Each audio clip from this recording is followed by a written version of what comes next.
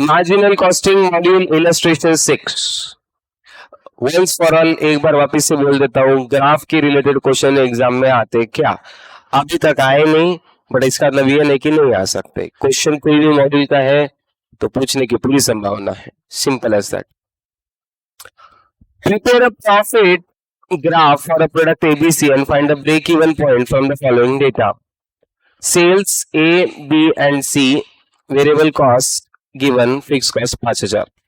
Statement showing cumulative sales and profit. अभी इन्होंने ऐसा assumption किया है कि एक बिजनेस है जिसमें मल्टीपल प्रोडक्ट्स बेच रहे। कौन से product? Product A, product B, product C. सिर्फ प्रोडक्ट ए बेचेंगे तो क्या होगा? सिर्फ प्रोडक्ट ए सेल कितना होगा? 7500। वेरिएबल कॉस्ट कट गए, कितने बचे? फिक्स कॉस्ट कितनी लगेगी?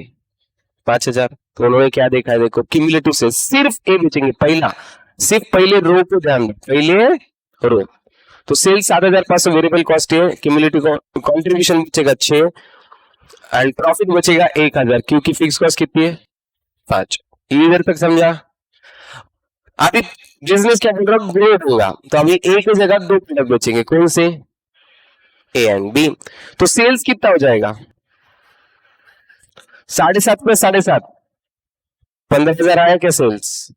15,000 सेल्स। 15,000 सेल्स के लिए वेरिएबल कॉस्ट कितना इन दोनों का आएगा?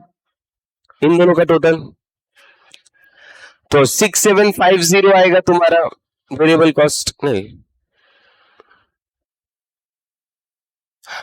ये तो गलत है। 6750 आना चाहिए। माइनस करो तुम्हारे 15,000 में से 6750। 8250 कॉन्ट्रीब्यूशन आना चाहिए।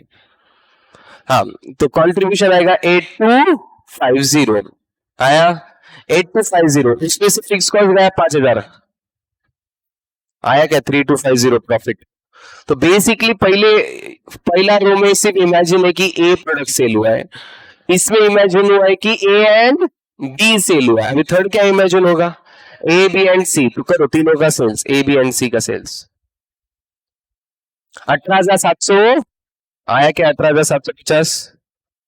अभी उसका वेरिएबल कॉस्ट इन तीनों का टोटल लो, तो 8 इसमें से माइनस करो, कितना आया? सेल्स में से वो 18,750 में से 11,250, 7,500 आया। फिक्स कॉस्ट माइनस 2,500 प्रॉफिट आया। मतलब सिर्फ ए बेच के 1,000 प्रॉफिट, ए एंड बी बेच के 3250 का प्रॉफिट, ए बी एंड सी बेच के 2,500 का प्रॉफिट। तो उन्होंने यही ग्राफिकल फॉर्मेट में किया है। तो ये -5000 से क्यों? फिक्स कॉस्ट बिजनेस भी पड़ा तो भी फिक्स कॉस्ट देने पड़ेगा क्या? तो मतलब 0 यूनिट्स, ये यूनिट्स पकड़ो या रुपीज इन सेल्स पकड़ो। तो जब सेल 0 रहेगा फिक्स कॉस्ट देना पड़ेगा। तो शुरू कहां से हुआ? 5000 लॉस से। तो सिर्फ ए बेचेंगे तो क्या आ जाएगा? 1000 प्रॉफिट। ए एंड बी बेचेंगे तो 3250 का प्रॉफिट एंड तीनों बेचेंगे तो 2,500 का प्रॉफिट। तो उन्होंने सबसे लो पॉइंट एंड सबसे हाई पॉइंट को कनेक्ट किया, सबसे लो पॉइंट एंड सबसे हाई पॉइंट को कनेक्ट किया। कौन से इसमें से गुजर रहा है? 12,500, इसलिए ब्रेक इवन पॉइंट इट 12,500। ये ग्राफिकल मेथड से ब्रेक इवन ढूंढने का तरीका है। हाई पॉइंट लो पॉइंट को कनेक्ट करो और ये लाइन जब इस बेसिक लाइन को कट करेगी,